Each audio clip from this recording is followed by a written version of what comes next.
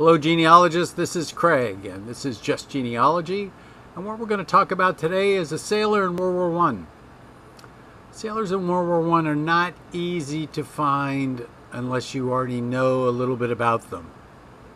So let me tell you what we know. So basically this is all we know. Bert A.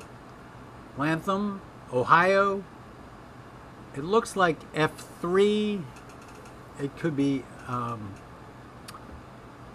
it means probably some sort of fireman third class.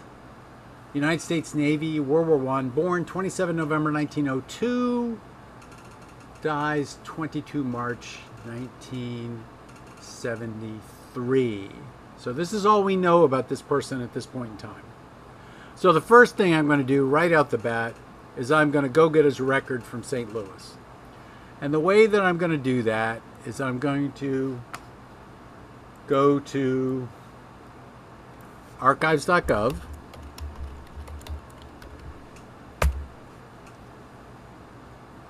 and I'm going to click on this Veteran Service Records piece,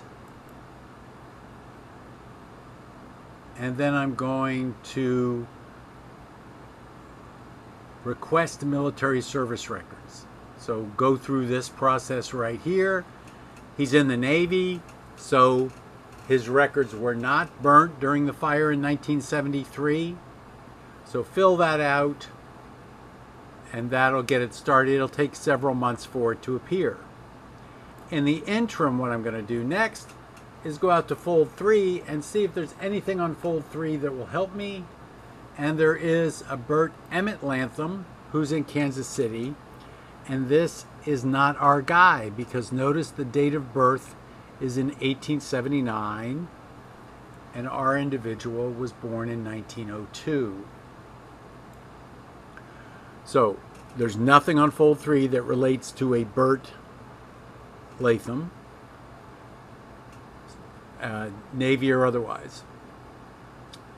The other thing that I would do is I would write a letter to the Ohio Genealogical Society Library in Mansfield, Ohio, and they have a card file of Ohio folk in World War I. Now, whether there is Navy information there, I do not know. There's something like an 8-volume set on the Adjutant General of Ohio, but generally those normally deal with Army records, not with Navy records. But it's worth a shot just to see, because I don't know what the answer is. Maybe somebody from Ohio might have a clue. The next thing I'm going to do is I'm going to go out to newspapers.com and I'm going to search for his obituary, because I have his date of death, 24 in March of 1973, March 22nd, 1973. So my expectation is on the 22nd, 23rd, 24th, or maybe even the 25th, I'm going to go find his obituary. And I'm going to hope that it might tell me something. Unfortunately, in this case, it did not. But it does tell me the name of the funeral home. So my next thing to do is to see if I can locate the funeral home and see if they were responsible for getting this VA headstone, because that's what this is. Although it's a flat bronze marker, they got that from the VA. Now, for a 1973 birth, it's unlikely that I will be able to find a headstone application on Ancestry.com, and I would do that by going to search. I always search through the card catalog. I don't do general searches unless I can't find a thing, and I'm just going to type in headstone in the title in hopes of being able to get to U.S. headstone and interment records. And notice they only go to from 1942 to 1949. And there are applications from 1925 to 1970. So we missed the opportunity there. To give you some idea of the kind of information that you can find, let's just go there and type in the last name Latham, which I have to remember how to spell, and see what pops up. And so here are a few of them. Of course, he is not one of our people, but if you look at, is there a Bert there, meaning the Bert that's over in Kansas? No, I don't see one. But let's look and see. Let's just look at Donald to see what his record looks like so that you can have a sense of what a headstone application looks like. And here you see name, you see address, you see that he was a staff sergeant, and the Navy things would be here also. And the kind of marker, granite marker, his date of death, so you'd be sure you got the right person. And the other thing you always want to do is to look on the back of the card, because there might be something on the back of the card. Here, just the only thing that's here is unmarked. But sometimes when you've got somebody who served a long time, they will have more information on the back of the card, and you want to be sure that you look at the back of the card. Here's an individual, Charles, from Ohio, and remember that Bert was from Ohio also, and he's in Company F of the 136th Infantry, and he enlisted in 1945, so he's in World War II. So don't forget to check out the headstone applications, because especially when you have a headstone that looks like this, or when you have the usual white granite marker for somebody. So that's my beginnings of what I would do if I was looking for somebody in the Navy. There are in archives.gov things called rendezvous reports.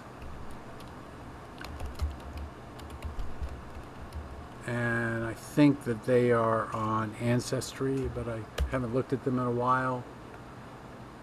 So if we just do a search on the card catalog on Navy, spelling is becoming one of my issues as time goes by. So we have a World War I Navy card roster, but although he died in Florida, he served from Ohio. But I would still look to see if he's in the Navy card register.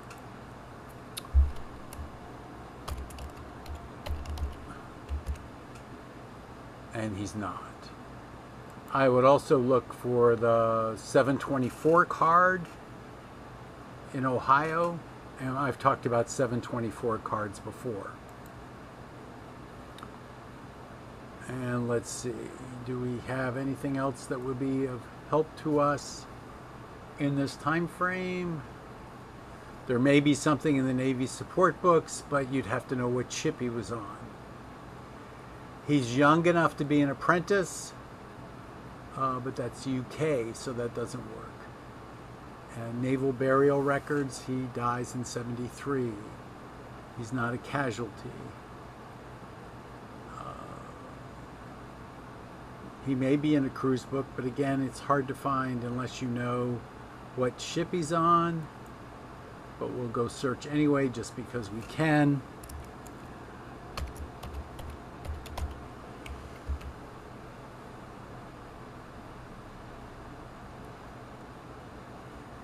And do we see a Bert there? Now in these, you want to make sure you take care of initials. You want to look for those that just have rank and no initials and a last name, like MMFN. Latham is a machinist mate fireman on the Saratoga in 1987. I notice we don't have anything early enough for World War I. So these are just some of the things that I would look for while I was waiting for my material to come from St. Louis.